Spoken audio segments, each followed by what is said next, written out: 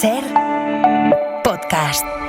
Nuestras condiciones son sencillas. Renegad del falso rey y arrodillaos ante la reina. Ahí lo dejo. Hola, ¿qué tal? Vengo a mostrarles un lugar magnífico. Un auténtico Camelot de la era nuclear. Es que necesitaba sacarlo. Diga. Oye, haces pelis de mierda y quiero salvar tu carrera. Ayúdame a ayudar. Vale. Tú no quieres hacerlo y yo tampoco quiero. La putísima madre. La ventana de la televisión con Mariola Cubells.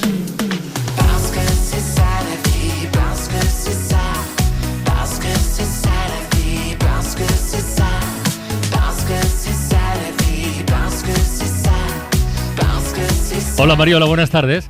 ¿De qué te ríes? No te voy a consultar papeles, no sabías si empezarte a saludar o no, yo qué sé. No, estaba mirando Nunca el sé guión. qué hacer contigo. Estaba mirando el guión. Buenas Nunca tardes, sé. Francino, ¿cómo ¿Qué tal? estás? Muy bien, muy contento. Tú como siempre. Como siempre, ¿qué De quieres bien. decir? Ah, bueno. De bien, escucha, de cabeza. Escucha, sí. Sí. Mira, es que Vamos a salir de me confundes. La semana pasada le pregunté a Bollero ¿Sí? qué le parecían los premios y los festivales como termómetro de la calidad. Sobre todo del cine en su caso, pero bueno, también Sorpréndeme, ¿qué te dijo? No, se lo dije por los Globos de Oro y por los nominados a los Goya. Bueno, la respuesta te la puedes imaginar. Dice, o sea que bueno, Hay que mucha gente a la que no le gusta. Bueno, no, pero te pregunto a ti. Para ti, el sábado se entregan los premios Feroz, empieza la temporada de premios en España. Son unos premios especiales, porque el jurado y la gente que vota también sois especiales, Sí. sois los que se supone que sabéis de todo esto. ¿A ti qué nivel de, no digo de confianza, pero qué te parecen? Yo personalmente, claro, los Feroz Sí, para porque mí sí. son una parte especial. No, Yo pero sé en general. En general, yo que además soy jurado, yo me lo tomo tan en serio, soy jurado de muchos premios, sabes que soy jurado de los Ondas y Sí, de sí. premios que me llaman, yo me lo tomo tremendamente en serio y veo que las personas que reciben los premios les hace mucha ilusión, Claro. lo celebran mucho y si detrás hay profesionalidad a la hora de otorgar esos premios, a mí me parece bien, sobre todo porque, Francino, es un escaparate. O sea, hay muy pocos lugares donde el audiovisual pueda tener su repercusión Eso es mediática, verdad. etcétera. Entonces Eso es es un verdad. escaparate para brindarnos la posibilidad de que nos acerca a cosas que de otra manera no nos lo podría acercar. Vale, Entonces pues hoy- viva los Feroz, por Hoy favor. ponemos el foco en algo muy Cuestan concreto mucho de que hacer. Que es la gala. La gala de los de Feroz. entrega de los premios, que es una categoría en sí misma. Sí. En esta edición Que se emite en la 2, se emite en la 2. Y estrena formato. Exacto. Con 4 presentadores. Exacto. Hoy tenemos a 2 en esta ventana de la tele. Uno juega en casa, Eh. que es Antonio Durán Morris, inolvidable capo en Fariña. Tenéis coches, cuartos, una casa con piscina. No tenéis que hacer nada. Bueno, sí, solo una cosa. No darme problemas. Esto es por lo de la chavala. La chavala me da igual. ¿Qué cojones pasa con Silva? ¿Os acordáis de él? Seguro que sí, porque fuisteis vosotros los que me dijisteis que se podía confiar en él. Nos engañó. Pero en cuanto sepamos dónde está, recuperamos el dinero. ¿Y cómo os pensáis enterar? ¿Emborrachándoos como monas? Silva está en Valladolid, gastando nuestros cuartos y riéndose de todos nosotros. ¿Y cómo lo sabe? Porque me lo dijo Colombo. Porque ellos salen a la calle, están a lo que hay que estar, escuchan. No como vosotros. ¿Queréis que seamos el hazmerreír de toda Galicia? ¡No os oigo! No. Por resolver esto vosotros, si no queréis que os ponga las maletas en la puerta. Con lo gracioso que es y la mala leche que tiene. Y qué buena serie, Fariña, qué buena serie. Él está en los estudios de Radio Pontevedra y otra, porque es otra, está en el estudio Carlos Llamas de Radio Madrid, en la cadena SER ahora mismo, y hace 4 años la lió. No presentando la gala, pero sí recogiendo un premio. Que en esta película, quitando toda la seriedad, lo maravilloso que para mí ha sido, lo más importante es haberme masturbado delante de mucha gente.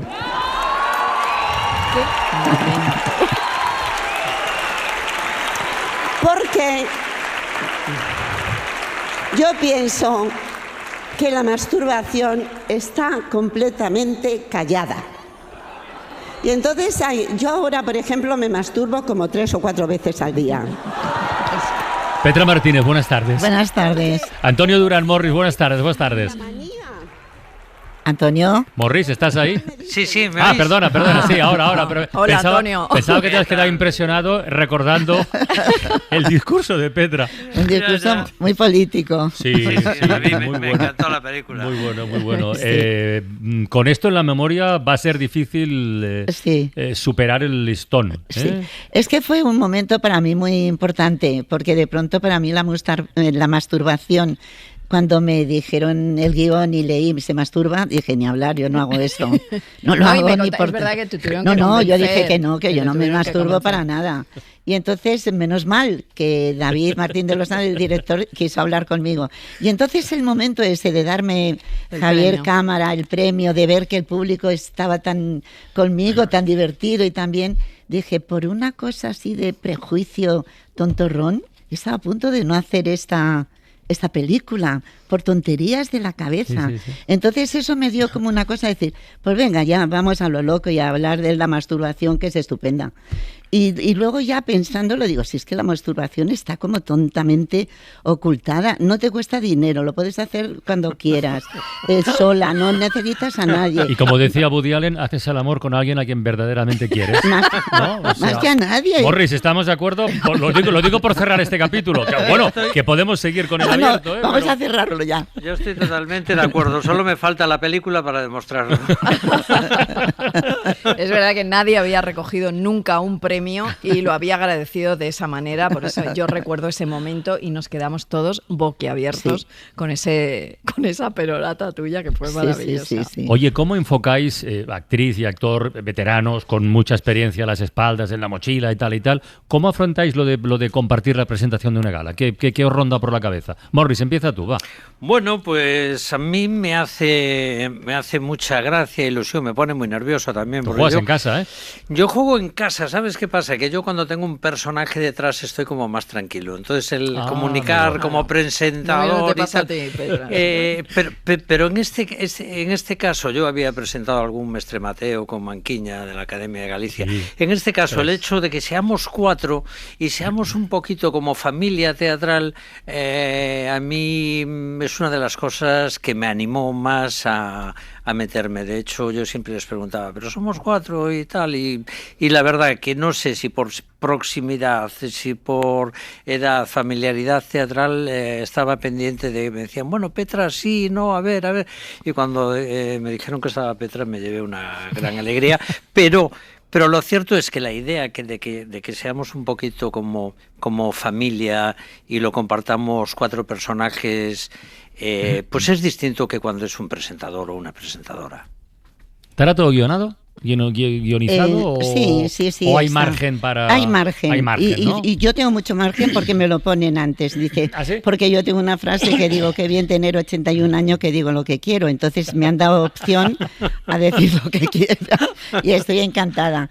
No, pero realmente tienes razón, porque es una gente, yo no las conocía personalmente, de oídas sí, por supuesto. Ni a Samantha ni a Elizabeth. No, dices. para nada. Samantha Hudson y Elizabeth Casanova. Es que tengo con los nombres, o sea, ¿cómo te llamas? Que no me... Yo, Carles Morris. El caso es que, hicimos una improvisación los 4, muy divertida, ¿verdad? Sí, que nos lo pasamos muy bien en el campo. La vi, está genial, no puedo decir más.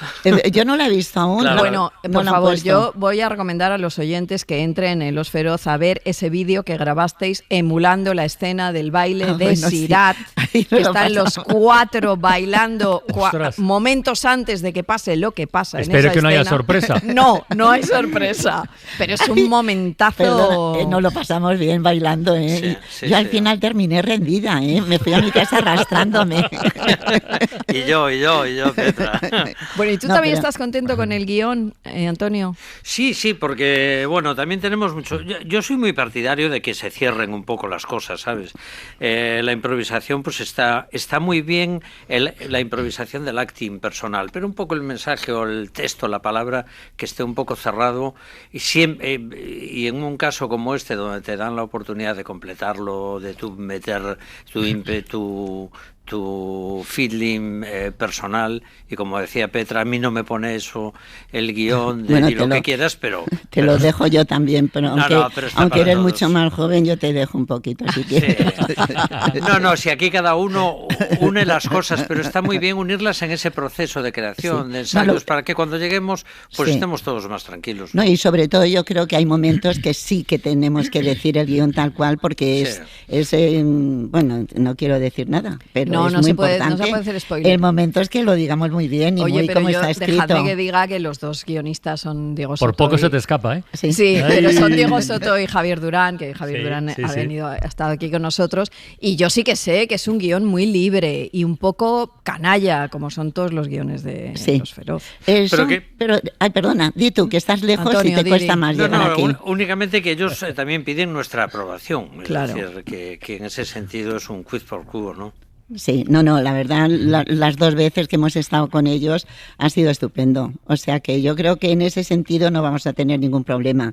Y vamos a ensayar, ¿eh? O sea que no os creáis que esto va a ser así. Él ya está allí y tú te vas mañana. Y yo mañana me voy allí a ensayar las horas que sean necesarias, de 2 a 3. Oye, Morris, el año pasado no estabas nominado, pero sí pillaste un pelín de premio por Celeste, que mira que pasar... Por dar el contraste, de un personaje de un narco a un inspector de Hacienda. Karen Albarrán. No sé quién es. Celeste. ¿La cantante mexicana? ¿La conoces? La conoce todo el mundo. No está declarando ni un solo euro en España. Ella dice que es que no reside aquí. Yo he hablado con planificación y selección. Ellos sospechan que desde que tiene novio español pasa demasiado tiempo en España. Se podría haber enamorado de un argentino, de un francés, de un italiano, del italiano más guapo del mundo, pero no. Se ha enamorado de un español, del chaval ese empresario. Y yo me alegro por ellos, pero también me alegro por nosotros y por todos los españoles, porque si eres capaz de demostrar que el año pasado estuvo más de 184 días en España, nos va a tocar un pedacito de esa felicidad. Un pedacito de más de 20 millones de euros. Son muchos días. Es mucho dinero. Más del que perdimos con Figueroa. Morris, ¿esto es de los últimos que has hecho? ¿Qué es lo primero que hiciste en televisión? Yo en televisión empecé... pues en Televisión de Galicia. Quizás fui el primer actor del teatro independiente en Galicia que se pasó a la televisión autonómica. Mira, te voy a decir, hacíamos un programa de humor, Manolo Rivas, que era trabajador de plantilla de la TVG, que se llamaba O Mellor. Que era como un concurso de chistes, de paisanos que contaban en un ring, que competían con chistes, y a mí me tocaba hacer una parodia del Hombre del Tiempo, que se llamaba Modesto Ciclón. Fíjate los años... Modesto Ciclón, los años que pasaron. Y el director y presentador era Manolo Rivas. Si algún día lo entrevistas, pregúntale. Esto me lo apunto. Sí, lo presentaba él mismo. Sí. Pero luego ya hiciste ficción pura y dura allí, ¿no? Luego hice ficción, pero fui un poco actor todoterreno, que se curtió ahí, porque la ficción en la televisión autonómica tardó aún, claro. En aquellos tiempos ficción había las generalistas, pero la autonómica a lo mejor hasta los 90 y mucho, y se creó en el 86 o así. Pues no hizo. También hice doblaje, todo ahí un poco. Yo recuerdo yo venía Platos Combinados, se llamaba una, ¿no? Esa fue la primera, sí. Esa duró mucho tiempo, sí, Platos Combinados, con Mabel Rivera, con Sergio Pazos, y duró mucho tiempo. Y después, digamos que nació, es que las historias son muy recientes. Y luego ya nació el cine profesional en Galicia, que se estrenó con 3 películas al mismo tiempo. Pero eso fue lo primero. Y como todos tenemos un pasado, los orígenes televisivos de Petra Martínez son distintos. Muy distintos. Son otra cosa, sí. Ángela, a mí me da pena. Hola, Caponata. Hola, Braulio. ¿Cómo estás? ¿Qué pasa? Nada. ¿Pero de qué os reís? Pero, Caponata, ¿qué te pasa? Pero tengo manos en la cara. Barrio Sésamo. Barrio Sésamo. ¿Qué recuerdas de eso? Bueno, mucho, porque fue una cosa que fue la primera vez que hice algo en televisión y que duró 3 temporadas. Que eso estaba completamente desconocido por un montón de gente de teatro independiente como yo. Entonces era muy divertido porque encima el realizador Enrique Nicanor era un tío muy majo, muy metido con nosotros en el teatro independiente, y luego con Emma Cohen era una risa cuando se ponía el traje de la gallina caponata, la pobre, que era terrible, pero lo hacía muy bien. Yo tengo recuerdos muy bonitos del barrio Sésamo. ¿Cuánta gente al pasar del teatro, y además del teatro que vosotros representabais, a la tele, os mira un poco por encima del hombro diciendo, esto no es tan sofisticado como lo nuestro? Porque eso antes se daba, ¿eh? Sí. Yo no sé si es que yo tengo una visión que yo escojo lo que quiero. Entonces se conoce sin darme cuenta. Entonces, si alguien me lo ha hecho, no me he dado cuenta. ¿Sabes? Es verdad, o sea, muchas veces... La memoria selectiva. Joder, qué maravilloso tenerte al lado, ¿eh? Es una frase. No, pero es una frase muy oportuna para este momento. Pero es verdad que es así. Sí. Al final nos quedamos con lo que queremos. Entonces no lo he notado, eso. Y he notado como, no sé, muchas veces le decía yo a Juan, a mi compañero, le decía, ¿tú crees que es que somos... que no somos rivales para nada porque la gente nos quiere mucho, es verdad, todo el mundo. Entonces yo pienso que a lo mejor había un poco de decir, estos van a seguir haciendo teatro. No éramos algo que íbamos a quitar puestos a nadie, ¿no? Que estábamos muy contentos con nuestro trabajo. Pero yo no lo he sentido. ¿Y de tú, verdad, Morris, lo has sentido eso? ¿O lo sentiste en su momento? Digo? Bueno, no... Es que la tele hasta no hace tantos años, y eso Mariola lo sabe muy bien, había bastante gente del oficio que tenían sus argumentos, que lo considera un poco como de segunda división. Coño, mira ahora, mira en qué estamos. Mira en qué estamos. Sí, es cierto, y es más, yo incluso te lo completaría y te diría, incluso cuando el cine en su momento se empezó a hacer un cine un poco, más popular y tal, también decían que la gente de la tele no valía para el cine, igual que la de la tele decía que el teatro, pero en concreto yo creo que la defensa de la gente del teatro era porque evidentemente cuando yo empecé con Platos Combinados, toda la gente que hacía teatro conmigo en aquel momento no podía vivir de la profesión. Entonces tú cuando pasabas a la tele, pues con una temporada te podías tirar 3 años de puta madre. Y pagar un alquiler. Claro, y hacías las obras que te apetecían. Entonces eso, visto desde fuera, yo entiendo que sacase, pues que le hiciese a la gente pensar un poco esto, joder. Platos Combinados fue la primera comedia de situación, ¿no? Se llama. Realizada íntegramente en Galicia, con actores gallegos, además. Sí, eso duró, y duró un montón de tiempo. 11 años. 11 años. Luego es una lástima, es verdad que las autonómicas han perdido un poco fuelle, incluso TV3, que fue pionera en grandes ficciones, la cosa fue decayendo porque, claro, los presupuestos que manejan las plataformas, las teles autonómicas. Pero a mí me parece que sí que es verdad que luego hay una manera de hacer en las comunidades autónomas que habéis exportado de alguna manera, ¿no? Hombre, fíjate, yo cuando empezaba, porque cuando hacíamos Platos y yo salía de vez en cuando pues a hacerme un capitular en Periodistas, en Los Serrano, un poco para intentar estar en esa división y tal, que no lo conseguía ni de coña, pero la gente de estas series, claro, llegaba un gallego y decían, joder, pero ¿cómo es posible que los que paséis por algún capítulo decimos esto y lo claváis y tal? Y claro, yo les respondía, le decía, coño, pues porque tenemos hay un oficio, pues porque muchas horas delante de una cámara con la televisión autonómica. Claro. Bueno, es que vuelvo a TV3 porque, claro, TV3, Francino, ha dado una barbaridad de actores, una cantera de actores porque se curtieron ahí. Ahí no eran también. platos combinados, eran platos sucios, Plats Bruts. Plats Bruts, sí. Fantástica serie, por otra parte. Oye, y hablando de comedias de situación... Qué putada, coño. Es que no me había enterado que había cambiado la ley. ¿Tú no dices que te aburres con el zulo vacío? Metemos a la rubia, si nadie la va a echar de menos. Ya, pero es que me hace más ilusión un señor. O sea, en mi casa la necesito, pero tengo que joderme. Aquí la cosa es proteger a los perroflautas y a la gente de bien que nos den. ¿Y qué vas a hacer? Pues irme a vivir contigo, a ver qué remedio. No me jodas, ¿pero qué te he hecho yo? Es una emergencia. Ya, pero a mí me gusta vivir sola. Es temporal.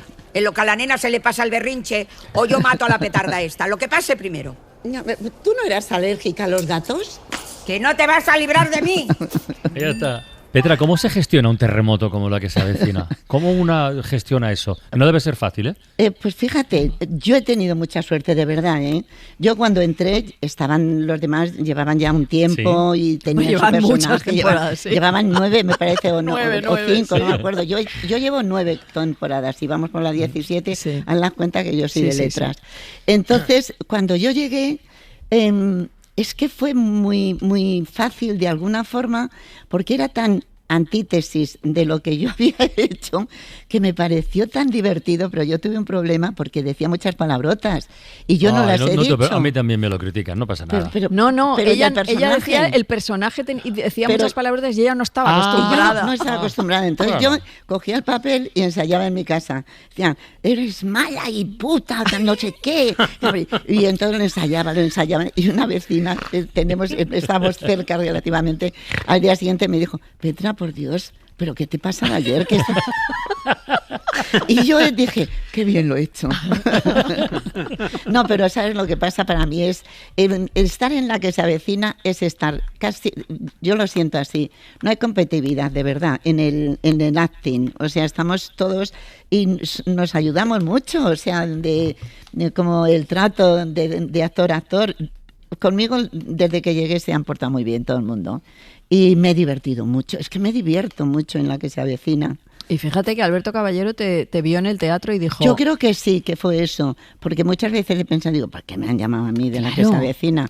Y yo creo que Elvira Sánchez Gallo, mi representante, me dijo, es que vine a verte a una función en el teatro. Es que igual es posible, pregunto, y pregunto porque no lo sé, igual es posible que las series de larga duración, como los que habéis hecho o hacéis vosotros dos, creen un clima ahí como de equipo, como de tribu. Bueno, un programa de radio. Sí, ¿cuántos años hace que somos el mismo equipo? Pues ya está, y vas haciendo eso y claro, estableces, cambia a lo mejor un rodaje de una peli o algo, pues igual va bien, mal o regular. Y luego si te he visto no me acuerdo, pero una serie así tan dilatada en el tiempo, no sé, digo yo, ¿eh? Sí, yo creo que sí, ¿eh? Y además es que ocurren cosas y las hablamos.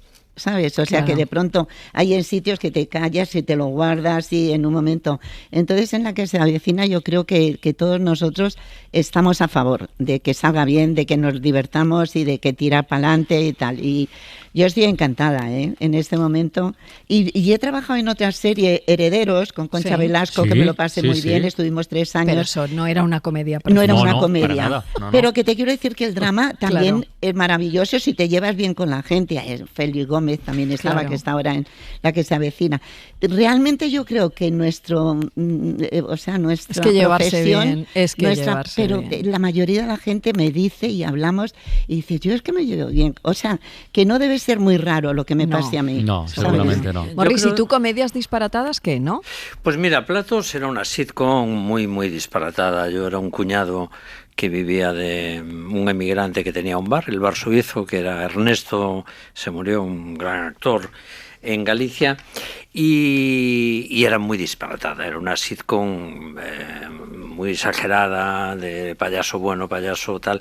Pero hay una cosa con respecto a lo que decía Petra, que yo creo que es fundamental, y es que en las comedias de situación, y si son largas aún más, para que triunfen es fundamental que la gente que lo está haciendo se lo pase bien, porque claro. Así como en otro tipo de película incluso te cuentan anécdotas y dices, joder, pues me parece increíble que hayan grabado juntos. Es que en una comedia se traspasan y lo sabrías. Entonces todo el mundo sabe que para pasárselo bien tantas horas grabando, realmente la única solución es pasártelo bien. O hay química o te estrellas. O te estrellas, no hay otra. Es verdad, en la comedia igual es más difícil, sí, es verdad, ¿eh? O te estrellan. O te estrellan. Bueno, la que se avecina es la gala de los Feroz este próximo sábado en Pontevedra. Y yo tengo muchas ganas, de ver ese baile con la música de Sirat. Nos divertimos porque, tanto, claro, ¿verdad? Quien haya visto la peli y recuerde el baile de 4 personas, es una gran idea. Sabrá que en un momento dado el baile, pues bueno, puede generar sorpresas o interrupciones, algo inesperado que hace ¡pum! Bueno, yo qué sé, no sé. Pero eso no pasó, en el clip que grabaron no pasó. No, nos lo pasamos, ¿cómo no nos pasamos, verdad? Genial. Nos lo pasamos genial. Es que además no pusimos ni un pero, No, o sea, no, nada. Nosotros se ve que nos gusta la cuerda. El ridículo totalmente. Yo lo pregunté, dije, ¿pero vais a proponerles esto? Sí, tal. Dije, pues sí, nada, sí, venga, sí. pa'lante. Nosotros comimos, nos fuimos para allá y nos pusimos a bailar enseguida, y encantados de la vida. Hay que ver qué cara pone Oliver Lache cuando lo vea. Hay que ver qué cara pone, exactamente. Hay que ver qué cara pone también. Exactamente. Bueno, el sábado en la 2, en Televisión Española, Premios Feroz, la gala, Petra Martínez, Antonio Durán Morris, gracias por asomaros a la ventana. Por ha sido un placer, aquí. de verdad. Gracias a vosotros. Chao. Un beso, Antonio. Un beso.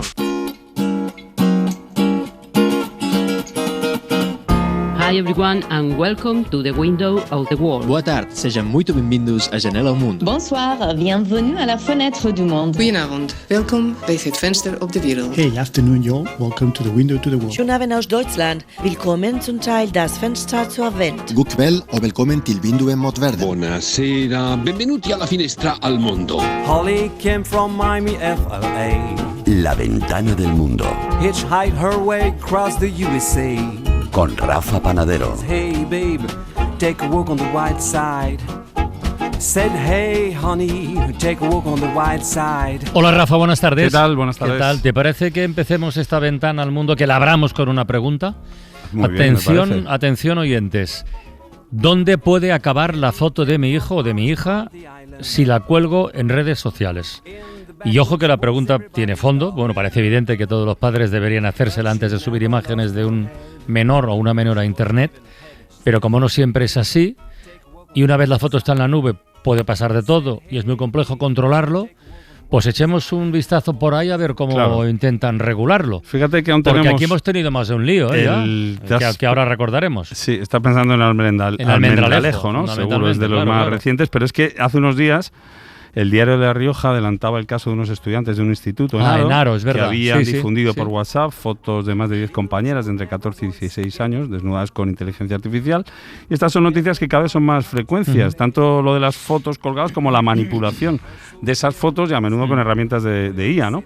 La semana pasada el Gobierno de España presentó un proyecto de ley en el que tratan de reaccionar a esta situación, a este escenario. Están planteando que se trate en esa manipulación de fotos, esos deepfakes, como una vulneración del honor, ¿no? Pero no es un asunto sencillo. No es fácil, ¿no? Aquí, a ver, por partir de una base, hay dos aspectos a los que mirar. El primero, cómo se gestionan los permisos necesarios para colgar la foto de un menor en la red, los padres o ellos mismos.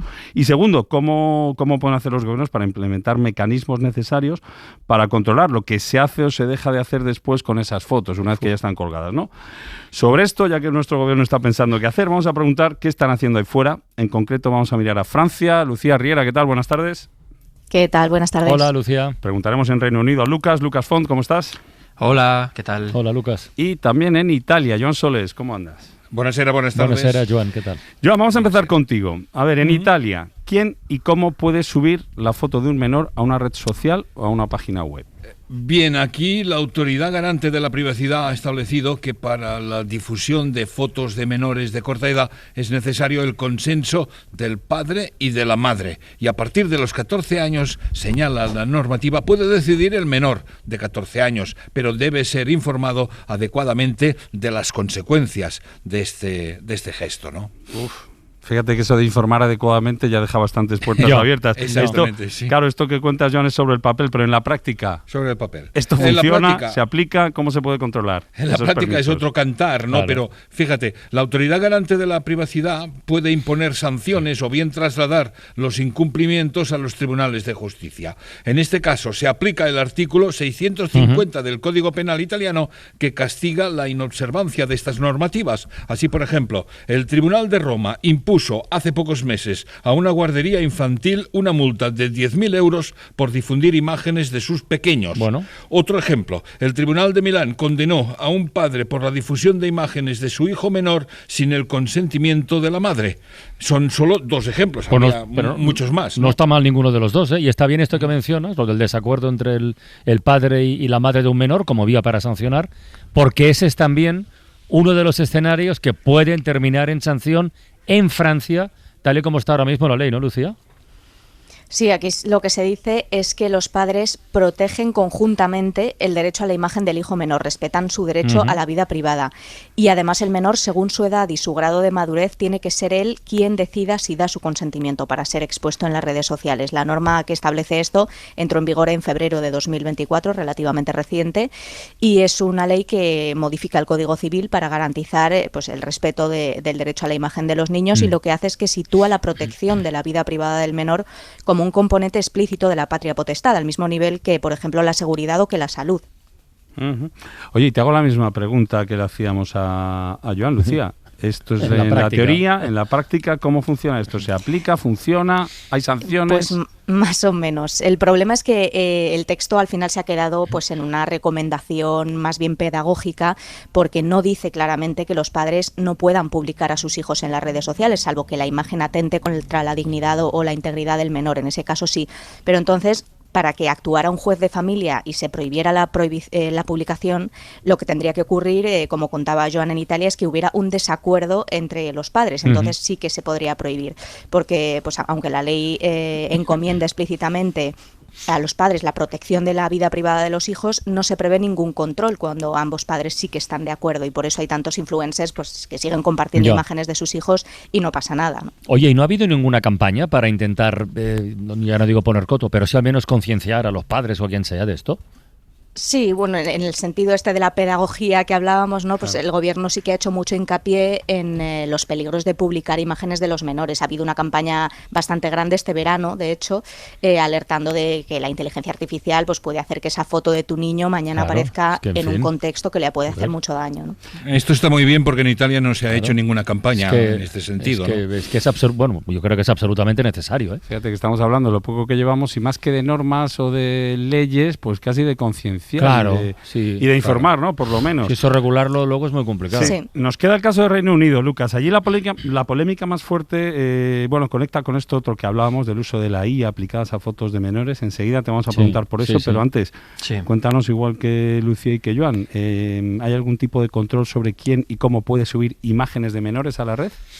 Bueno, actualmente no hay ninguna ley que regule específicamente esta práctica, conocida como el sharenting, ¿no? Sí. Pero sí que hay marcos legales que permiten actuar a la justicia en casos concretos, ¿no? Especialmente si hay conflicto entre los padres. Muchos tribunales basan sus decisiones en el artículo 8 del Convenio Europeo de los Derechos Humanos, que es el que defiende el derecho a la vida privada, pues para decidir, ¿no?, si ordenan la retirada de publicaciones de menores en las redes sociales, pero siempre se hace caso por caso. Y entre los criterios en los que se pueden basar los jueces, pues está, por ejemplo, la edad del menor, el tipo de imágenes que han sido publicadas, el riesgo que eso conlleva para su seguridad y también si hay conflictos familiares graves. Y campañas de información o de concienciación, Lucas, tampoco en Reino Unido, ¿no? Yo no recuerdo ninguna, la verdad. ¿Y esa polémica que recordaba, que comentaba Rafa, sobre el uso de la inteligencia artificial? ¿Ha habido algún movimiento político o social para responder a eso? Bueno, sí, aquí se ha hablado mucho en las últimas semanas sobre este tema, especialmente sobre Grok, ¿no? La inteligencia artificial de la red social X de Elon Musk. Sí. Y en cómo se ha utilizado para generar desnudos a partir de imágenes reales de mujeres y de menores de edad. La semana pasada, de hecho, el organismo regulador británico ya anunció la apertura de una investigación contra X por permitir eso, ¿no?, por la publicación y la creación de imágenes sin el consentimiento de las víctimas. Esta investigación cuenta con el respaldo del gobierno laborista y podría suponer una multa de hasta el 10% de los ingresos totales de X, o incluso su prohibición en el Reino Unido si no toma medidas para frenar eso, ¿no? Los responsables de la compañía dicen que dejarán de ofrecer este servicio, pero parece que todavía no lo han implementado, al menos no del todo, así que vamos a ver qué ocurre finalmente. Y bueno, aquí en el Reino Unido se han dado ya casos concretos, ¿no?, de condenas por generar y por compartir imágenes creadas con IA. Una de las más sonadas fue la de Hugh Nelson, que era un chaval de 27 años que fue condenado a finales de 2024 a 18 años de cárcel por generar estas imágenes sexuales de menores con una herramienta de inteligencia artificial. 18 años de cárcel. Solo 18 años, sí. Y por compartirlas, porque no solo las creaba, sino que también las compartía a cambio de dinero, ¿no? Y según la Fiscalía, en un periodo de 18 meses llegó a ganar hasta 5.000 libras. ¿Cuánto cobraba por fotos? entre 10 y 80 libras por imagen cobraban. Qué locura. Aviso para navegantes, ¿eh? Sí, sí. 18 años de cárcel. Fíjate, hablábamos antes, claro, esto es una condena, un caso concreto. En Italia, Joan, nos decías antes que campañas de información o concienciación no, pero sí que han tomado medidas claras, por lo menos no contra una persona, que yo sepa, pero sí contra una app concreta, ¿no? Clothes Off, que ya el nombre se las trae. Algo así como ropa fuera, ¿no? Exacto.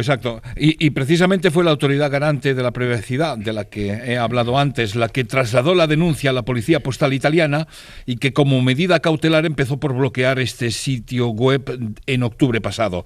A continuación trasladó el tema a los tribunales de justicia, que han llamado a juicio a los presuntos genios de esta martingala que consistía en desnudar personas utilizando la inteligencia artificial, con lo cual se demuestra que será artificial, pero inteligencia poca. Otro problema es la localización de los procesados, porque al parecer radican en el paraíso fiscal de las Islas Vírgenes Británicas.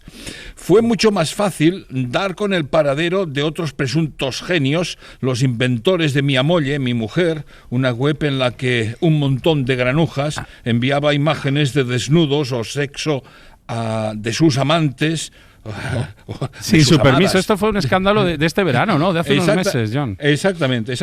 Pues de sus muy amadas esposas o novias mandaban las imágenes de desnudos o de sexo. La Policía Postal también bloqueó esta web, pero además localizó en el sur de Italia a sus promotores, ahora pendientes de juicio. ¿Y tenía muchos afiliados o seguidores? Pues sí. Fue muy loco.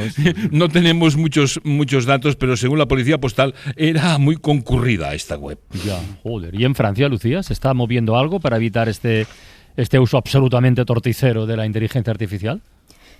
Pues digamos que se está moviendo algo, pero por el momento pues más bien palabras, no son condenas, son denuncias. La semana pasada, por ejemplo, pues la alta comisionada francesa para la infancia sí recurrió a la justicia y al regulador del sector audiovisual aquí para retirar estos contenidos generados por inteligencia artificial de menores desnudos en la red, y también pues a nivel europeo ha recurrido a la Comisaría de Soberanía Digital para que meta mano también a esta herramienta, a herramientas como Grok.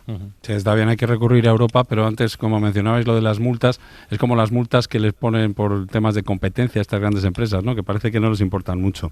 Dejadme que os pregunte por otro asunto. Fíjate, Lucía, comentabas tú al principio lo de los influencers, ¿no? Que hay incluso parejas de influencers que sin ningún tipo de control o de límite, pues van colgando fotos de sus hijos. Yo no sé si está habiendo algún tipo de regulación también, de leyes o normativos que se estén intentando imponer para la actividad general de los influencers. Para esto de las fotos, pero para su actividad en general. Allí en Francia, por ejemplo, Lucía, ¿hay algo? Aquí en Francia se hizo una ley de influencers, de hecho, en 2023, y los autores ahora lo que han hecho ha sido remitir al primer ministro otras nuevas recomendaciones, 78 recomendaciones contra lo que consideran pues una deriva de los influencers en las redes sociales, ¿no? Ellos apuntan a TikTok, por ejemplo, a sus live match, que no sé muy bien, son partidos online, creo, no sé muy bien cómo va, emisiones en directo pues que incitan a los espectadores a pagar, ¿no? Como en un casino. También denuncian las malas prácticas de los managers de OnlyFans, acusados de prácticas depredadoras y de proxenetismo digital, dicen. Denuncian igualmente la proliferación de falsos consejos de salud en redes sociales, de formaciones esotéricas y la expansión de discursos masculinistas en general, ¿no? Y lo que recomiendan estos dos diputados, que son los que crearon la ley, pues que, entre otras cosas, es reforzar los medios de control de las autoridades y generalizar el control de la edad, pero no, por ejemplo, prohibir las redes sociales antes de los 15 años, que eso es lo que quiere hacer el gobierno. Ellos no recomiendan esto. Ese es otro melón del que ya hablaremos. Australia, por ejemplo, ¿no? Sí. Tema de regulación de influencers, Reino Unido e Italia. Lucas, empieza tú en Reino Unido. ¿Hay algo?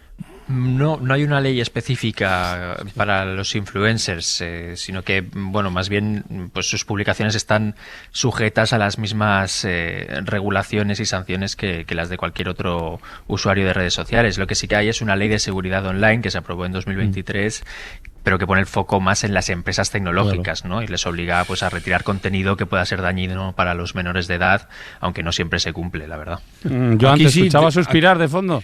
Sí, bueno, no digo que aquí sí que existe una normativa desde julio del 25, desde hace medio año, de la autoridad garante, en ese caso de las comunicaciones, que impone transparencia, obliga, transparencia, ética, la obligación de inscripción en un registro oficial y declaración fiscal cuando los influencers superan los 500.000 seguidores. Su vigencia es tan reciente, empieza a aplicarse ahora, de hecho, que no disponemos todavía de un resumen de las actuaciones de la autoridad garante. Pero vamos, en cualquier caso está regulado para los grandes vendedores de objetos principalmente, ¿no? Joan, y lo de la edad, que comentaba que, bueno, en Australia sí que ya hasta los 16 años nada de entrar en redes sociales. El melón que habría Lucía. ¿Cómo está esto? Que Australia lo ha hecho, pero ¿cómo está lo de prohibir las redes sociales antes de los 15 años? Bueno, ello también es competencia aquí en Italia de la Autoridad Garante de la Privacidad, que ha fijado la edad mínima de acceso a las redes sociales en los 14 años. Con el consentimiento de los padres. No deja de ser sorprendente porque esta decisión italiana, porque de hecho la Unión Europea recomienda el acceso a partir de los 16, según tengo entendido, ¿no? Sí. ¿Y el Reino Unido, Lucas, está intentando prohibir esto? ¿Se debate por lo menos? ¿Hay polémica? Sí, no, se está debatiendo y de hecho hay bastante consenso entre los principales partidos, tanto el Partido Laborista como el Partido Conservador están bastante a favor de regular esto, de limitar el acceso que los menores de 16 años tienen a las redes sociales. Lo que no está claro es cómo lo van a hacer exactamente. Hay varias propuestas, una de ellas es pues restringir su uso a determinadas horas del día, otra es prohibir el acceso a determinadas emisiones en directo o imponer un mayor control a los algoritmos que determinan pues lo que ven estos menores, ¿no? Y luego también está encima de la mesa esa prohibición total al estilo de lo que ha hecho Australia. Prohibición total parece más sencillo que lo de ir por horas, pero bueno. Vamos tan tarde. Sí. Vamos tan tarde en todo esto. Habrá que estar pendiente porque, bueno, en Francia por lo menos Macron ha hecho cruzada de esto. Sí, Lucía, vamos ¿verdad? tarde, pero bueno, es lo que hay. Sí, Venga. Es uno de sus asuntos clave. A ver en qué queda. Pues nada, Joan, Lucía, Lucas, muchas gracias. Un abrazo. Gracias, abrazo, chao. Que no le cuente a Trump lo que quiere hacer, porque luego lo hará público. Mara Torres, buenas tardes. Hola, ¿qué tal? Buenas tardes. ¿Encendemos la luz del faro? Venga.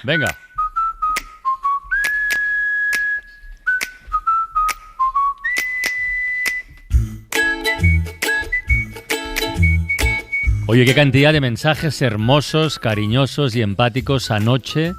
Qué separación, además, entre los que llegaron antes del accidente, de la tragedia de Adamuz, con la mochila, el viaje, el símbolo, la metáfora de ese tal, y los que llegaron después, pero ¿cómo son los oyentes, de verdad? Sí, qué a gusto mí me da. parecía además que, me parecía, y los oyentes respondieron muy bien, que hay que dejar a las víctimas vivir su duelo en silencio, con calma, o sea, y sin de verdad yo creo ruido que los medios de comunicación somos tan voraces que a veces no nos damos cuenta de dónde está el límite y dónde hay que decir basta, ¿no?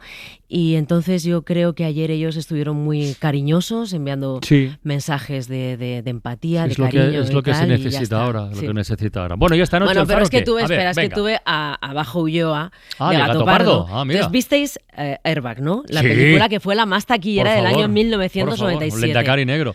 Bueno, me contaba esto de la peli. Pero todo se tuerce. En una película todo lo que se puede torcer se va a torcer. Entonces se convierte pues en una especie de pesadilla de rodaje.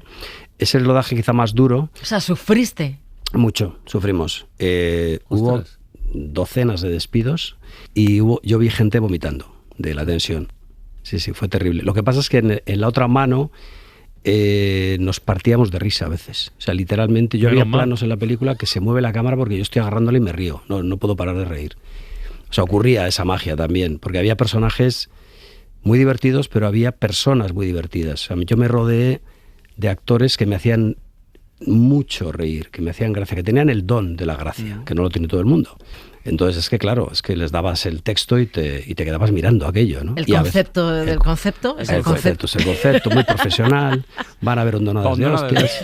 Da la vuelta aquí en la carretera de circuncisión y vuelve usted. Bueno, o sea, ¿y por qué fue tan duro? Marcó época esas expresiones. Muy duro. ¿Por qué fue tan duro? Bajo Ulloa había tenido una trayectoria cinematográfica de 3-4 pelis muy admiradas por la crítica, premiadas, pero nada presagiaba el exitazo de Airbag, que tuvo eso, pues a 1000 cameos y tal. Entonces el rodaje se complicó porque necesita mucha pasta. Dice, toda la que teníamos, pues necesitábamos más. Cuando íbamos a rodar necesitamos sol, ese día llovía. Pero luego, fíjate, el exitazo que tuvo, que fue, y él contaba que se incorporó el guión de Airbag a la cultura popular. Las expresiones causadas siguen ahí. Las hondonadas de hostias duran casi cada tarde en todo por la radio. O sea, esto sí que merecía un making of de la película. Hoy hacemos el faro dedicado a un personaje histórico. Es el primero que hacemos en esta T8 porque hemos recuperado la serie para los domingos porque nos la pedían los oyentes, estaba ahí un poco deslavazada y entonces la metemos los domingos actualizada, pero es el primer personaje histórico que hacemos en esta T8. ¿Y es? Luis Eduardo Aute. Cine, cine, cine, cine, más cine por favor. Que todo en la vida es cine, que todo en la vida es cine y los sueños. Cine son. Mira, hablando del gato pardo de ayer. Bueno, es que Aute, claro, es que va por eso. Aute es ese músico que era pintor. Era pintor, poeta, cineasta. Sí. Va a estar su hijo aquí en directo, Miki Aute. Vendrá Alejandro a contarnos qué incorporación tuvo Aute a la música popular. Estará también uno de sus biógrafos y tenemos una nota de audio muy hermosa de Rosa León. Está bonito. Era muy bonito de Aute, que era músico, pintor, poeta, cineasta, pero él decía que no, en realidad no soy nada de eso, lo que soy es curioso. Sí.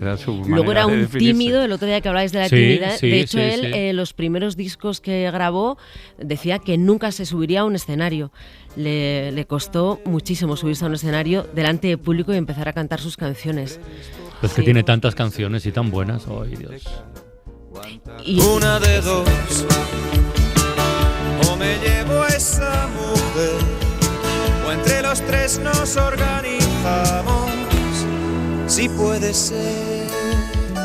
¿Qué ibas a decir? Yo es que he estado repasando toda la discografía de Aute este fin de semana y la verdad es que, porque era un personaje que yo quería hacer, y cuando ha salido, que es un tema que elegí yo desde el bombo, es de los míos, y jolín, es que alucinas. Oye. Al alba, alevosía, la belleza, las 4:10. Y creo recordar que se quedaron algunas que aparecieron en las que estaba trabajando y aparecieron en una grabadora, en una cinta. Pregúntale a su hijo. Se lo preguntaré a su hijo. Sí, su hijo encontró esa grabadora y no sé qué habrá sido aquellas canciones. Le pregunto. Pues esta noche el faro Aute.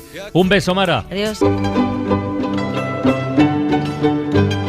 En La Ventana acontece, que no es poco.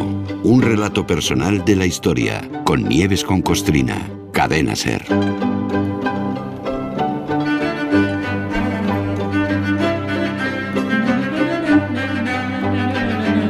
Hoy hace justo una semana seguimos aquí en La Ventana en directo la nominación de los premios Goya de este año, cuya gala de entrega recuerdo que tendrá lugar el próximo día 28 de febrero en Barcelona.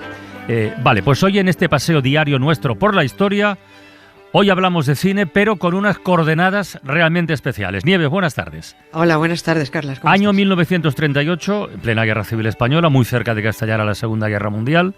Y resulta que en ese momento se rodaban, no una ni dos, sino más, se rodaban películas de flamenco, de acento andaluz, folclórico, ¿no? En la Alemania nazi.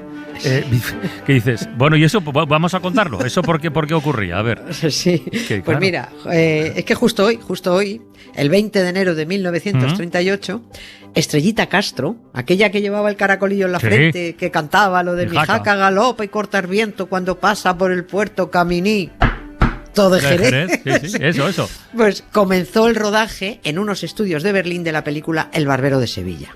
Claro, con estos datos solo cabe preguntarse por qué una folclórica en el papel de una gitana, con mantoncillo y falda de lunares, en pleno desastre de la guerra de España, que provocaron los franquistas, estaba rodando en la Alemania nazi.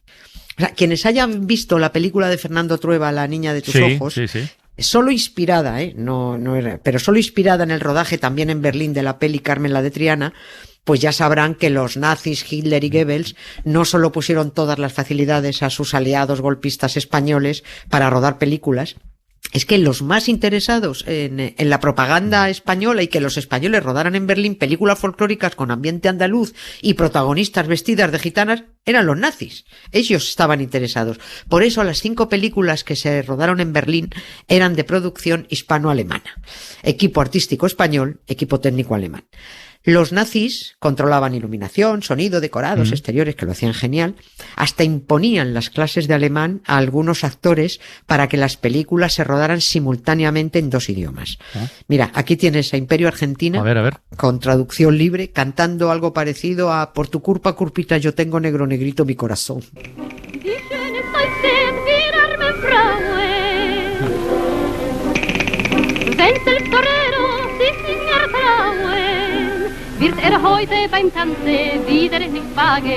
No había oído nunca esto. A ver.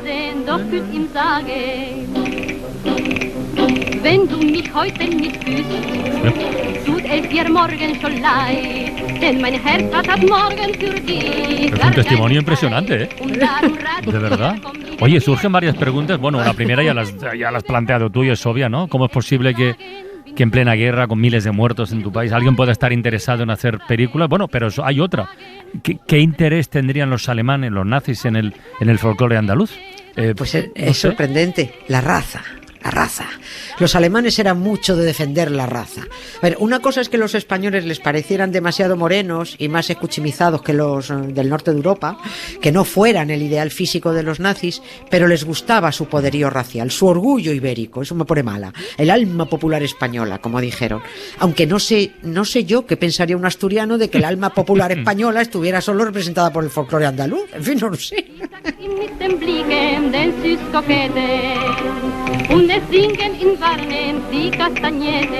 Pañete, ha dicho. Oye, ¿todas las películas que rodaron en Berlín tenían este aire, esta estética andaluza? Siempre metían estética. Sí, es que siempre acababan metiendo esa estética andaluza o árabe. Carmen la de Triana, que fue la primera, en 1937, El Barbero de Sevilla, que empezó a rodarse aquel 20 de enero del 38, y aunque era una peli de época, ahí estaba la coplera Estrellita Castro. Luego Suspiros de España, que aunque vaya de migrantes y se vea otra vez a Estrellita Castro suspirar por dejar España en un barco, ahí sigue ella con mantilla y lunares. Vino después Mariquilla Terremoto, que ya con el título lo dice todo, La canción de Aisha, y luego Romancero marroquí. Menos esta marroquí, que en realidad era un documental para ensalzar la españolidad en la guerra de Marruecos, todo era musical. Los decorados, que los alemanes consiguieron que fueran impecables, porque convertían los estudios de Berlín en perfectos patios sevillanos o calles andaluzas, con sus rejerías y sus puestos de naranjas y melones, muchos geranios, peinetas, mantillas, una estética exótica árabe cuando tocaba, mucho colorido, gentes alegres por las calles, vendedoras de flores. Era una España ideal. Vamos, para venirse a vivir aquí echando leches. Gentes sencillas y analfabetas, pero oye, felices. Era lo que triunfaba en el cine. Y era un cine fantástico, en España, triunfaba en Alemania, en América, que aquí es donde estuvo gran parte del interés de Hitler y su maestro de propaganda Goebbels en producir películas españolas, en colarse en la América hispana.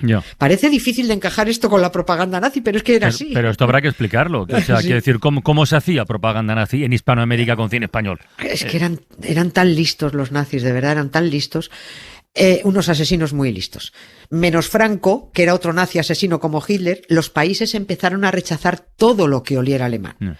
Goebbels y Hitler no tenían cómo colocar su propaganda fuera de Alemania.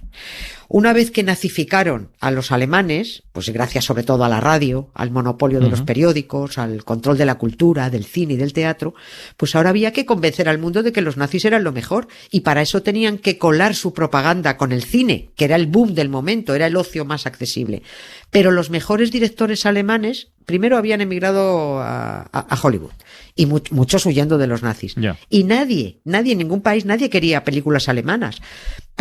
Voy a poner un ejemplo para entender cómo se colaron en esos países que no querían nada alemán, cómo se colaron los alemanes. Y pongo un ejemplo actual de libreros y editoriales. Imagina que hubiera por ahí alguna editorial de esas que dan premios muy jugosas a libros malísimos, de autores que escriben muy mal, pero que se venden muy bien. Esos libros se venden muy bien porque hay una inercia de comprar ese premio. Vale. Las librerías quieren vender ese libro malo, porque vender se vende. Y entonces la editorial que sea dice, vale, pero si quieres vender este libro, tienes que comprarme también estos otros títulos. Y dice el librero, ya, pero es que yo esos títulos no los quiero, o son peores o no me interesan. Dice, se siente, si quieres este, te tienes que llevar estos otros. Pues eso hacían Hitler y Goebbels. Producir películas españolas folclóricas que triunfaban mucho en América, eran muy demandadas, pero si en América querían esa película, tenían que llevarse también un paquete de pelis de propaganda nazi para proyectarlas. Si no, no le distribuían la española. Si querían ver a Estrellita Castro y a Imperio Argentina, se tenían que comer los desfiles de Hitler, miles de brazos en alto y venga, despliegue de músculos nazis. ¿A dónde va el lucero de la mañana?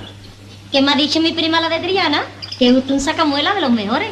Y barbero. Y escribo cartas de amores. ¡Viva el talento! ¿Basta escribirme una para mi tormento? Lleva a mi novio unos versos bonitos. ¿Y no sabes escribir? Sí, pero cuando lo intento me pongo visca. Y me han dicho que hace usted unas coplas tan bonitas, que las lee uno y hasta los pájaros se ponen a cantar. Fígaro hace milagros para servir a la niña más bonita y retrechera del universo mundo. ¿Ganas mucho dinero vendiendo flores? Gano todo lo que quiero. Pues los señores de Córdoba, de Cádiz y de Sevilla pagan con mucho rumbo mis seguidillas. ¿Y dónde cantas? En la venta de los caracoles, cuando estoy con gente de mi gusto. ¿Y si yo fuera a verte? ¿Qué pasaría? Que a lo mejor no canto de la alegría.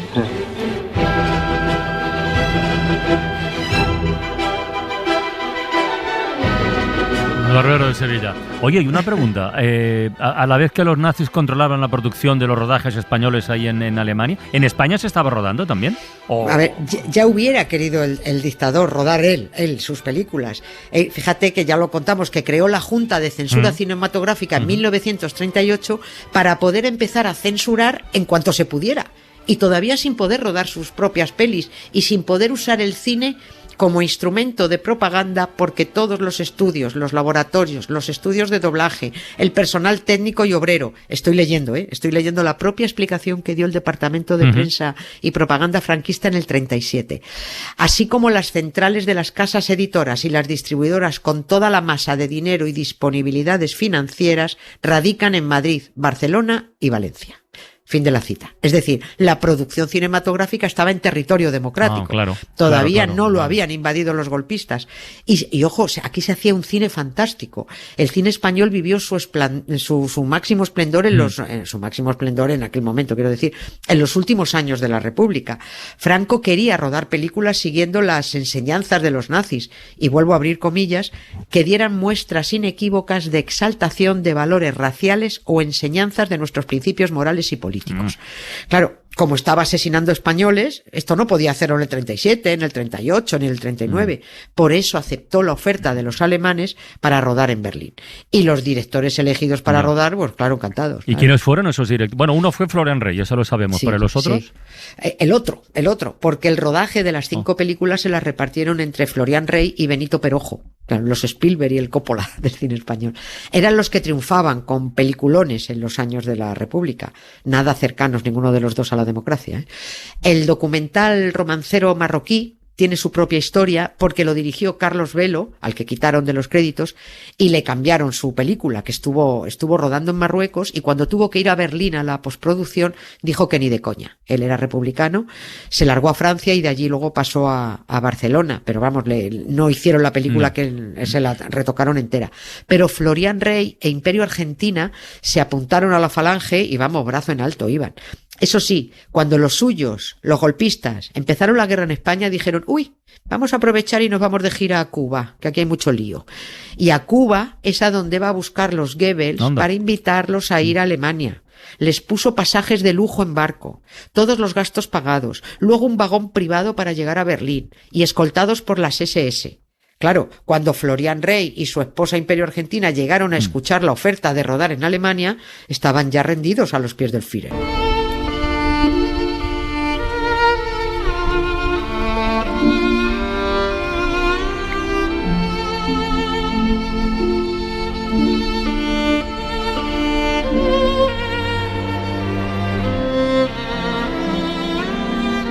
Se entiende que estuvieran rendidos, pero los artistas y el equipo español en general, de rodaje y todo, no veían lo que ocurría en Alemania, ya por aquel entonces, porque es que era muy evidente. Sí, pero también los alemanes lo veían y fíjate, acabaron viéndolo, pero a los fascistas, bueno, les mueve poco el sufrimiento del prójimo. Se estaba rodando la canción de Aisha, también con Imperio Argentina, que según ella Hitler estaba prendadito de ella, lo tenía enamorado, y a ella le parecía un tipo estupendo, y todo el equipo español en Berlín pudo ver La noche de los cristales rotos. Fue cuando las juventudes hitlerianas, las de Vito Quiles de entonces, y las fuerzas de asalto nazis y la sanguinaria SS rompieron todos los escaparates de los comercios regentados por judíos, incendiaron las sinagogas, destruyeron los cementerios, arrestaron a miles, asesinaron a 90, y cientos salieron heridos. La que le hacía los sombreros a Imperio Argentina sufrió la noche de los cristales rotos en su sombrerería, ¿no? Era judía y se suicidó. Aquella noche de violencia y exterminio provocó que varios países rompieran relaciones diplomáticas con Alemania, menos España, claro, porque España quería ser como Alemania. Oye, ¿y Imperio Argentina tenía buena opinión de Hitler o qué? Uy, la señora Imperio era un poquito fullera, por no decir mucho, porque tan pronto decía que Hitler estaba enamorado de ella, como que se había enrollado, que sí, que habían tenido un lío, como lo negaba, como que en realidad la quería violar. Bueno, pero para ella, que no sufría a los nazis, era muy fácil hablar bien de Hitler. Es como los que no tienen ni idea de que Franco era un asesino y por eso le echan de menos, porque la ignorancia es la madre del atrevimiento, claro. Imperio Argentina dijo de Hitler que, abro comillas, nada más bueno, más caballeroso, más humano y sencillo que este hombre. Esto es de una carta que escribió Imperio Argentina a las autoridades falangistas cuando se los trajo de Cuba, como diciendo, los españoles nos tenemos que hacer nazis a la voz de ya. Por cierto, que en pleno rodaje de Carmen la de Triana, Imperio Argentina se lió con el coprotagonista, con Rafael Ribelles, y su marido, Florian Rey, prácticamente tuvo que filmar cómo se iban enrollando y cómo se le ponían los cuernos delante de las cámaras. Bueno, la pareja acabó a guantazos y doña Imperio se fue a vivir con el otro. Unos ojos muy negros van por el prado, yo le canta pum pum pum, yo le canta pum pum pum, van por el prado. Y yo al ver su negrura me he desmayado, yo le canta pum pum pum. No suma al final de historia, lo le canta pum, ala, ya está, ve lo que hay. Nieves, mañana más, Mañana gracias, seguimos. Carlas. Venga, gracias, un beso muy grande. Adiós. Chao, chao. La Ventana, en Ser Podcast. Lo que queda del día, con Isaías Lafuente. Vaya día, no vaya días, Isaías. Ayer este país, Francino, estaba conmocionado con la tragedia de Adamuz. Hoy es el día después, ese día en que las incertidumbres se van despejando y aparece la cruda realidad para muchos, familiares, amigos, compañeros de las víctimas. La historia de Cristina, la niña de 6 años que milagrosamente ha sobrevivido al accidente en que murió toda su familia, es impactante.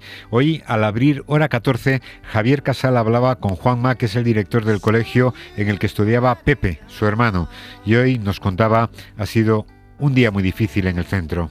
Bueno, pues día difícil, tanto ayer con la incertidumbre de las noticias, hoy mismo también a petición del propio alumnado hemos vuelto a hacer un minuto de silencio porque ellos querían ya con la noticia confirmada tener ese respeto con sus compañeros. Cuando ha salido la noticia no hemos tenido que decirle ni el apellido, ni ningún apodo, ni Pepe de tal clase. Pepe para nosotros es un compañero especial, carismático.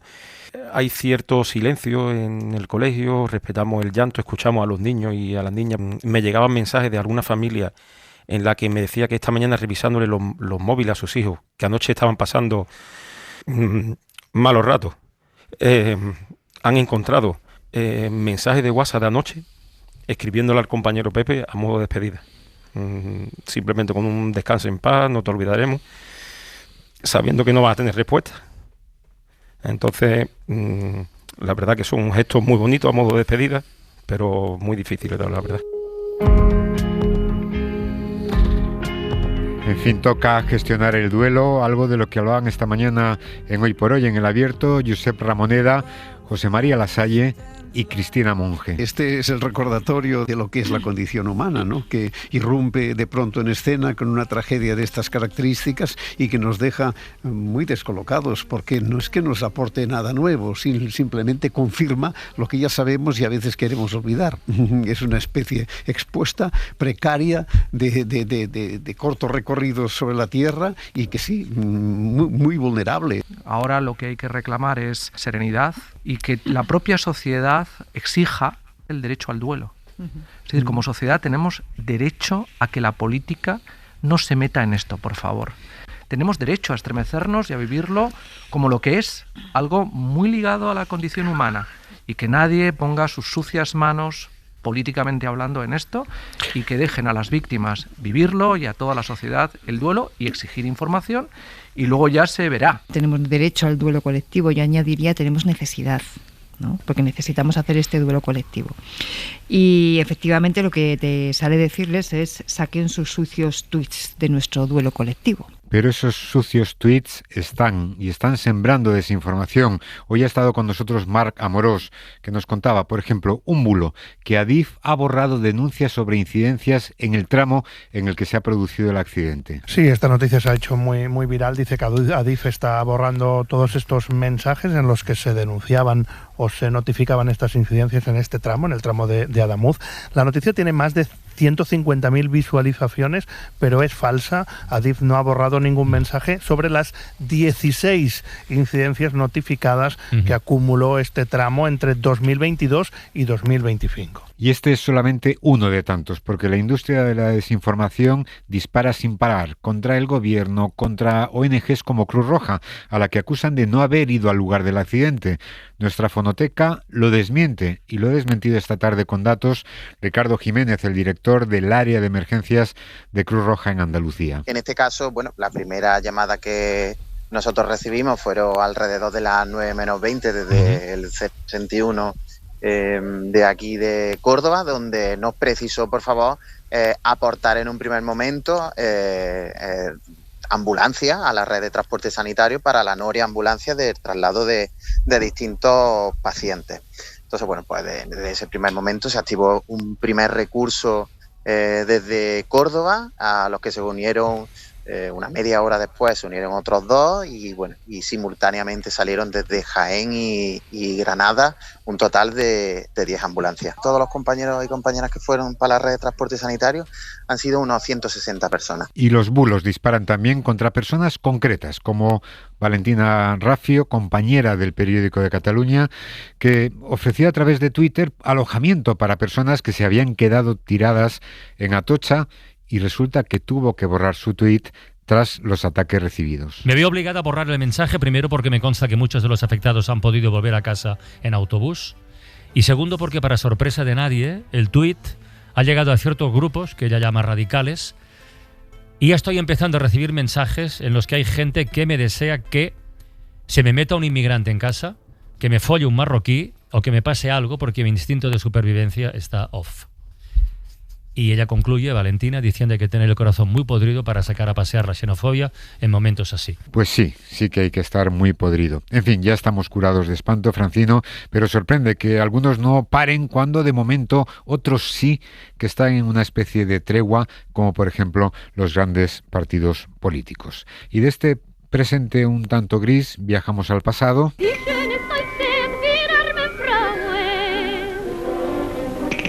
Hoy Nieves con Costrina nos ha llevado al Berlín de 1938, al 20 de enero concretamente, cuando Estrellita Castro, siguiendo los pasos de esta imperio argentina que canta en alemán,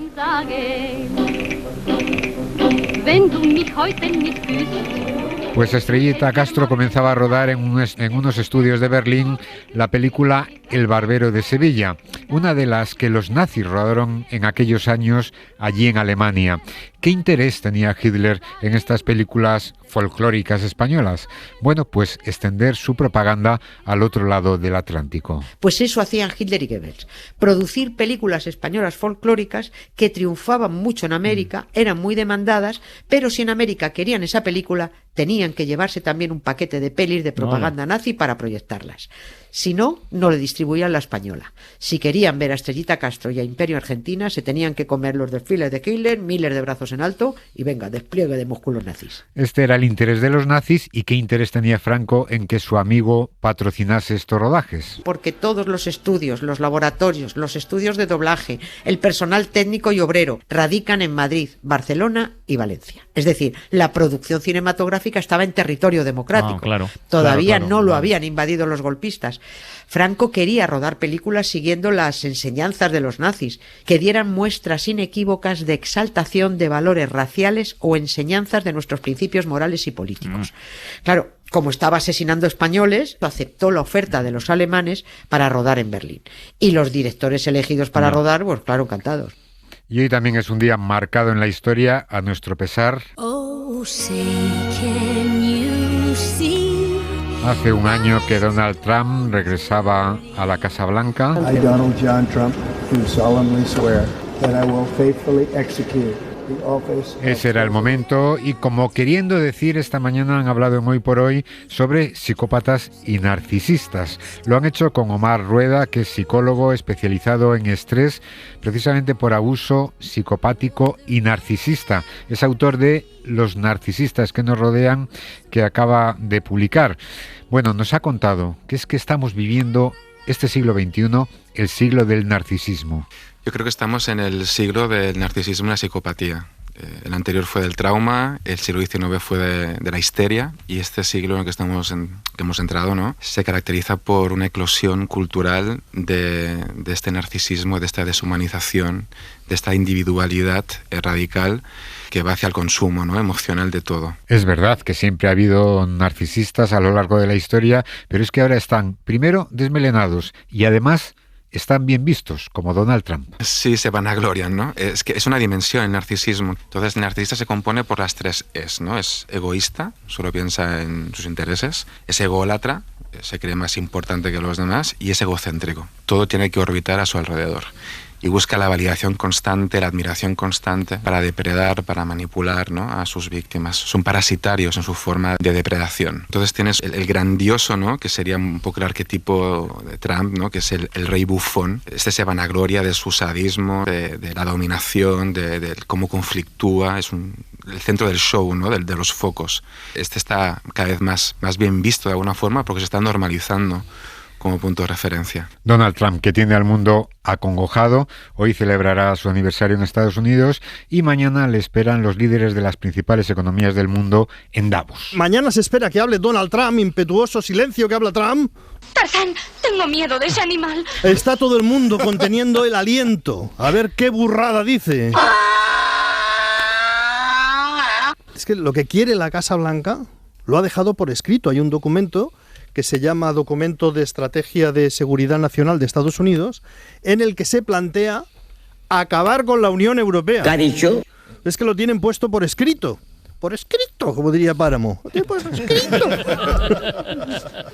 Estados Unidos quiere que Europa vuelva a ser un continente de países separados. Que seamos países separados, que le gusta más, y dice, a mí me gustan los países de Europa, pero por separado. Y además ha elegido primer ministro para cada país. Quiere que sean países gobernados por la ultraderecha. Y esta Europa desconcertada no sabe cómo combatir sus ímpetus narcisistas. Íñigo Domínguez, compañero del País, ha tenido una idea y la ha escrito en su periódico. Me gusta el fútbol porque soy Dios en casa. Bueno, el titular de su artículo ya expresa la idea claramente. Si invaden Groenlandia, nosotros no vamos al Mundial. Y nos pide que imaginemos eso, que Europa, que es una potencia en fútbol, plantea un plantón así de las selecciones. Que es algo como muy sencillo, pero que yo creo que es muy eficaz, y sobre todo lo que implica de concienciar a la gente, porque realmente aquí, si decidimos esto, no se van a enfadar los estadounidenses tanto como los españoles, los italianos o los franceses, ¿no? Sí. Porque el hecho de decir esto es casi una provocación, es decir, nos parece inconcebible, no nos apetece nada, estamos deseando jugar el Mundial y ganarlo si es posible. pero esto te hace ver también hasta qué punto estamos dispuestos a comprometernos en defender nuestra dignidad y un mínimo de protestar. Le hemos planteado a Antón Meana qué le parece la idea. Nos ha dicho que el problema es qué les parece a quienes sostienen y viven el negocio del fútbol, que tienen amigos en Qatar, en Rusia y ahora en Estados Unidos. Bueno, en fin, una idea como esta, aunque parezca loca, puede ser una vía para plantarle cara a Donald Trump. Otra, aunque solo sea una vía de escape, puede ser el humor. El de las greguerías, por ejemplo. Venga, vamos allá. Y empezamos con el bucle infinito del Nobel de la Paz que vislumbra Profeta Baruch. Si Corina da su Nobel de la Paz a Trump y este aplaca su megalomanía, entonces Corina merecería sin duda el Nobel de la Paz de 2026. Claro. Pero Trump considerará que habiendo aplacado su ira, ese Nobel debería ser suyo y amenazar al mundo de nuevo. Entonces Corina ofrecerá su segundo Nobel a Trump. Y así está. Y ahora la paradoja de la democracia que expone Don Mitchell. En realidad la democracia se inventó para librarnos de este tipo de tiranos que el mundo está votando. Pues efectivamente es así. Bueno, y acabamos, efectivamente, lo hacemos con un par de mujeres muy modernas. Las dos se llaman Petra Martínez, que ha estado esta tarde en La Ventana, que rompió moldes en 2022 al recibir un premio Feroz. Que en esta película, quitando toda la seriedad, lo maravilloso que para mí ha sido, lo más importante es haberme masturbado delante de mucha gente. Y entonces yo ahora, por ejemplo, me masturbo como 3 o 4 veces al día. Porque he cogido la manía. Entonces Juan me dice, hija, por favor, vamos a la cama. Y le digo, yo prefiero en el sofá. Eso fue hace 4 años. Este 24 de enero será una de las presentadoras de los premios Feroz y nos ha dicho que será difícil superar el listón. Es que fue un momento para mí muy importante. Cuando me dijeron el guión y leí se masturba, dije, ni hablar, yo no hago eso. Y entonces, menos mal que David Martín de Lozano, el director, quiso hablar conmigo. Y entonces el momento ese de darme Javier Cámara el premio, de ver que el público estaba tan conmigo, tan divertido y tan bien, dije, por una cosa así de prejuicio tontorrón, estaba a punto de no hacer esta película, por tonterías de la cabeza. Sí. Entonces eso me dio como una cosa de decir, pues venga, ya vamos a lo loco y a hablar de la masturbación, que es estupenda. Esta es Petra Martínez. La otra Petra, la hemos conocido esta mañana, podría ser una chica de oro. Otra Petra es una mujer que ha hecho realidad una ilusión, que es convivir con sus amigas. Ella es una de las 4 chicas del Carmel, así las conocen en su barrio de Barcelona. Tienen entre 69 y 76 años, pero es que desde hace 47 viven juntas por decisión propia. Son más que amigas, son una familia y un ejemplo de que hay otras formas de compartir la vida fuera de las acostumbradas. Viviendo aprendes a vivir. La casa es el cascarón donde podemos vivir lo que queremos. No es el objetivo tener una casa y compartirla para que nos salga más barato. Nosotros compartimos la vida, la economía, nos explicamos cómo somos, cómo estamos. Cada una aporta, por supuesto, lo que es y cómo es. Marta es muy divertida y aporta mucha vida y alegría. Yo soy muy ordenada y organizada. Pepa es la mujer del Sein y Juana es la vida y la fuerza. Las 4 viven bajo el mismo techo, aunque 3 de ellas han estado o casadas o tienen parejas. Bueno, ellas han roto el corset legal y social que define lo que es un matrimonio o una forma de vivir en familia, pero eso sí, las parejas no viven con ellas bajo este techo común. Yo estoy casada, Pepa estuvo casada, su compañero murió y las otras 2 tienen compañero. Ellos viven en sus casas. ¿En ningún momento os planteáis que se incorpore a la vida en común? Pues no nos lo planteamos. No sería fácil, sobre todo para la que tiene ahí el compañero o el marido. A ver, cuando vives tantos años, tú ya tienes un funcionamiento que no hace falta ni nombrarlo, ni explicarlo. Se funciona, ya nos conocemos, sabemos cómo somos cada una. La incorporación de una persona, digamos, que no ha vivido esta experiencia, en este momento ya no, el pescado está vendido. El pescado está vendido porque debajo de este modelo tan particular de convivencia late algo muy importante que es la amistad. Porque no hay nada más hermoso que los amigos. Hasta mañana, un beso muy grande y como siempre mucho ánimo. Adiós. Adiós. Para no perderte ningún episodio, síguenos en la aplicación o la web de la SER, Podium Podcast o tu plataforma de audio favorita. Your job's a joke you broke.